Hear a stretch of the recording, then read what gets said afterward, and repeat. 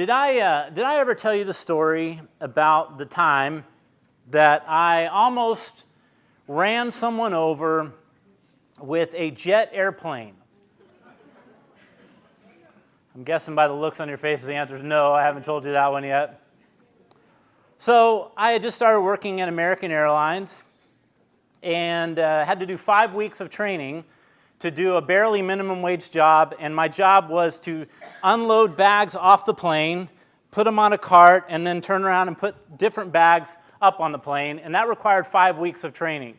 I don't get it, but in any case, I was getting paid for the 5 weeks of training, so did it, and I remember it was 4.5 weeks of meaningless information that I didn't need, at least I thought, because I'm thinking I just load bags and unload bags. What possibly, like for example, one of the things they taught us is where the brakes are on each of American's aircrafts. And you know, American's got a lot of different aircrafts. They're all different. They all have brakes. And as I'm listening to this, I'm just thinking, why on earth would I need to know where the brakes are? I'm not training to be a pilot. I'm training to be a bag handler, land's sakes. And so I just dismissed it. And it was just like that for 5 weeks, just endless information that was useless. So finally get to start. And about 4 days in, they were shorthanded, and they said, "Hey, Aaron, can you help us tow the aircraft?" I said, "Sure." We had to tow the aircraft to the other side of the field, and so we hopped in. It was an ERJ-70, an Embraer Regional Jet 70-seater, which is a good-sized aircraft. It's a little more than half the size of like Southwest flight, a 737. It's a good-sized aircraft. So I get to go inside and sit in the captain's seat. I mean, this is sweet. And I'm sitting in the captain's seat and I'm looking at all of these instruments and gadgets and readouts and lights and buttons. And I'm just looking all over the place, just amazed at how these pilots have to know all this stuff and have to, be able to know exactly where this button does and, look like an equalizer at a concert. And so I'm in there and suddenly the plane jolts and I look down and we start towing, and Brad is on the tractor, and it's got a tow bar, and we're towing it, and we got to tow it quite a ways, so we're moving pretty fast. And when all of a sudden, as I'm checking out all these gadgets and just amazed that where I'm at, all of a sudden I hear this loud, and I look down, and the tow bar has come off. And this 1 million pound beast of metal is moving towards Brad on the tractor. And Brad is in shock. And he's just sitting there and he's screaming. And I can't hear what he's screaming because I'm in the cockpit, but he's yelling something. And keep in mind, all of this is happening within like a split second. Right? I mean, this thing is moving 15 miles an hour towards the tractor. And finally I figure out what he's yelling. He's yelling something along the lines of the word brakes. And then I remember, class. I was like, they told me where the brakes are on this thing, and I didn't pay attention. I tuned them out, and I'm scrambling. I'm looking all over the thing, I'm pushing this button and trying this and trying to figure out which of these look like brakes, and they all look like brakes. And finally, I find something, I pull it, and the aircraft just jolts, and my head smashes into the console because it stops so fast. And finally, I get out of it, and I look down, and there's Brad in sheer horror with an aircraft literally just inches away from running him over. That was Brad's last day at work. And poor Brad was so traumatized, I ran into him about 4 or 5 years later, and just when he saw me, he couldn't even speak to me. He just, went back into shock at the sight of me. How well you and I pay attention, how well we listen to instruction can be a matter of life and death. And wisdom begs us, pleads with us, gets down on its knees and says, please listen to instruction. I love how Solomon words it in Proverbs 8:32. He says, "Now therefore listen to me, my children, for blessed are those who keep my ways. Hear instruction and be wise, and do not disdain it. Blessed is the man who listens to me, watching daily in my gates, waiting at the posts of my doors. Whoever finds me finds life and obtains favor from Jehovah. But he who sins against me wrongs his own soul. All those who hate me love death. That's quite a statement, isn't it? Wisdom is crying out, saying, listen to me, listen to instruction, hear me. And all those who despise me, all those who say, I'm not interested in listening, he said, you love death. That's the only thing that could possibly make sense. And it is wisdom that provides us, as we've been talking about, if wisdom were a tool belt, what tools would it provide? It provides discernment, it provides balance, it provides caution, but it also provides us with the ability to listen. Now, I admit, I know I'm not talking louder, right? I admit when I wear these things, usually on an airplane, because airplanes are so loud, and I want to pay attention to and hear what it is it's on the that I'm watching, I'll put these things on, and I admit I always feel like a nerd, right? I mean, everybody else got these hipster iPod little teeny things that you can barely even notice, and they're fine. But me, I've got to have these on to tune out the noise and be able to hear what I'm trying to hear, and that's the only way that it works for me. And so I put on these goofy things, and that is what wisdom does. Wisdom is like headphones, big, ugly headphones maybe, that tune out the world, tune out the distractions so that we can listen. And wisdom does that. And wisdom provides us that. And so Solomon urges us throughout his writing to his sons, few areas to practice the art of listening in. The first thing he says is to listen to life. What on earth is that? I have no idea. I don't even know what language that is. Transition from one office to another, sorry. Proverbs 1:5. Can anybody translate that for me? It's not Greek or Hebrew, I know that much. Yeah, Proverbs 1:5. A wise man will hear and increase learning, and a man of understanding will attain wise, that last one's counsel. Sure, you buy that? Solomon says, wisdom pleads with us to take this tool of these headphones and listen to life. Every minute of every moment of your life is a life lesson. Every minute of every moment of your life, they're talking about where the brakes are on the aircraft. And you need to listen to it. Every experience, every conversation, every challenge, every word you read, every pain, every circumstance is an opportunity for you and I to listen to life and to learn.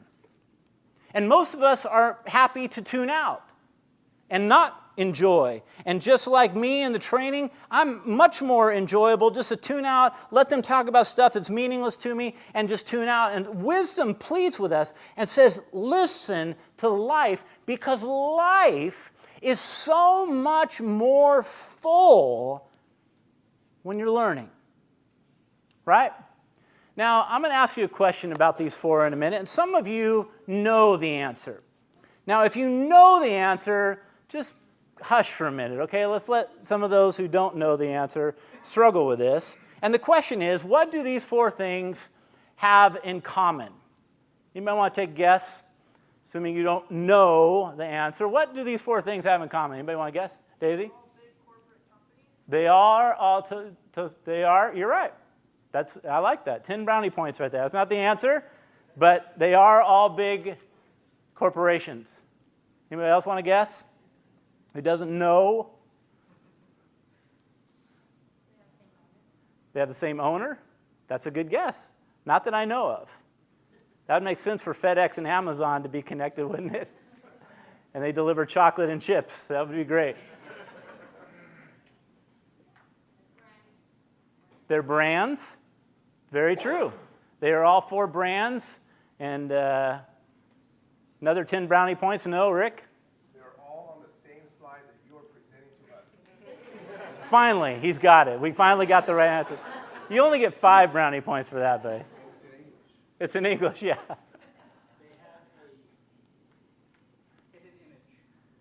Boom. All 4 of those have a hidden image in their logos. Tostitos, some of you know, have already knew this. Tostitos, if you notice, is 2 guys dipping a chip in salsa. You see that? Toblerone has a bear hidden in the mountain, which you got to squint your eyes just right to see, which represents the city that they were started in, established in. Amazon has not only a smiley face at the bottom, but the smiley face starts at the A and ends at the Z, implying they can get you everything from A to Z. And then FedEx, you really got to squint your eyes. What's the one for FedEx? Got the arrow in between the E and the X, implying that they move forward. Now, for those of you who already knew that,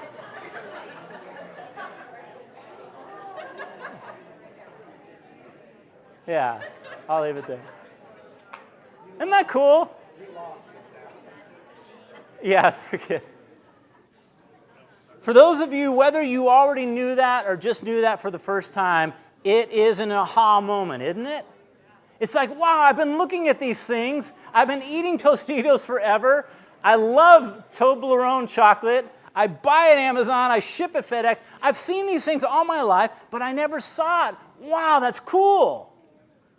That's life. And life is full of aha moments if we would have the wisdom to simply pay attention, to tune in, to listen to what God can teach us through it. Number 2, land's sakes. Let me just read it to you for humility's sake. For Proverbs 15, Proverbs 15. Oh, I don't know what that is. Proverbs 15:31. The ear that hears the rebukes of life will abide among the wise. He who disdains instructions despises his own soul, but he who heeds rebuke gets understanding. The fear of Jehovah is the instruction of wisdom, and before honor is humility. Number 1, if we want joy in life, we listen to life. But number 2, wisdom teaches us to listen to rebuke. Now, you and I, when we encounter criticism, we encounter rebuke, reproof, correction, when somebody has the courage enough to approach us and to say, hey, Aaron, you're messed up in this area, we have 2 options. The first option is to get defensive and dismiss them as a raging lunatic, right? Are you with me? Have you ever done that one? That's usually a default for most of us. Somebody comes up to us and says, Aaron, you're out of line. Instantly, the wall comes up, and I tune them out, and I'm thinking in the back of my mind, yeah, I may be, but you're a raging lunatic. That's one option that we have when people approach us with rebuke, with correction, with criticism. But the other option, which doesn't get tapped into quite as often, is we listen to what they're saying. We put our headphones on and we listen to what they're saying to determine whether there might be some validity to what they are saying. Now, whether they are a raging lunatic or not, whether their motives are bad or not, doesn't matter. If somebody takes the time to come to me and approach me and say, say, hey, Aaron, there's a good chance that they're seeing something that I'm not.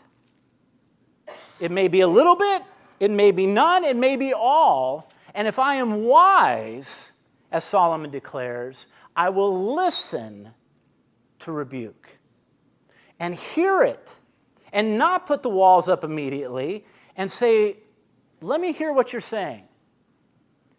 I hear that. I still think you're a raging lunatic, but that's beside the point. I hear you, and I'm gonna pray on that and think on that. That's wisdom. But thirdly, listen to counsel. I love what Solomon says in English. He says, where there is no guidance, the people fall. But in a multitude of counselors, there is victory. I've learned that there are two types of people in the world. The first type of people are the ones who read ask for directions and get to where they're going really fast. The other types of people in the world are those who refuse to ask for directions and wander around aimlessly for hours on end and eventually by accident find where they are trying to get to. They actually have other titles for these two classes of people. They're called women and men, right? Ladies, are you on my side? Are you nudging your husband here? Especially as guys, we're just not really that good at asking for directions for a lot of reasons. We're not really good at asking for counsel. We like, we're as guys, we like to conquer, we like to do it. We like to say, yeah, I'm going to do this, and I'm going to be able to stand back and say, I did it solo. That's the way we are. But Solomon declares that he who is wise not only listens to life, not only listens to rebuke, but listens to counsel. And he uses a word picture here, and the word picture is that of a war. And in this war, he is saying to the general that if you try to go into this war as a general alone, you will not only hurt yourself, but you will also hurt your army, and you will fall and you will lose. But the general who gathers around him wise counsel and listens to counsel will have victory. Now, you and I aren't necessarily in a war. We're certainly in a spiritual war. But life, as you look at your life, and if you find that you're driving around up and down streets, back and forth of your life, going, I'm not going to ask, we'll get there eventually, just says, let me go. If that's where you're at in life and you're wandering around trying to do it alone, that's foolish. And you will fall, Solomon says. But in a multitude of those who listen to counsel, you will have victory. Let's pray together.